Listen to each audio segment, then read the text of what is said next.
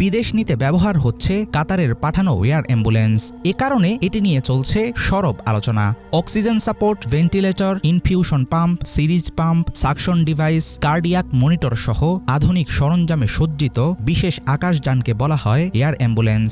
Helicopter এবং fix wing jet plane ও Airbus দিয়ে তৈরি অ্যাম্বুলেন্সে থাকে প্রশিক্ষিত ডাক্তার, নার্স ও প্যারামেডিক দল। থাকেন critical care flight nurse, flight physician ও রেসপিরেটরি থেরাপিস্ট। আক্রান্ত রোগের যে কোনো জরুরি চিকিৎসা ব্যবস্থা থাকে এসব অ্যাম্বুলেন্সে। এছাড়াও ভিআইপি ট্রান্সপোর্ট ও হাসপাতাল টু হাসপাতাল ট্রান্সফার সুবিধা দেয় এয়ার অ্যাম্বুলেন্স। অনেক মেডিকেল এয়ারবাসে থাকে pressurized cabin, advance climate control ও সাউন্ড প্রুফ প্রযুক্তি। নাইট ভিশন টেকনোলজি থাকায় রাতেও সহজেই ওঠানামা করতে পারে এসব আকাশযান।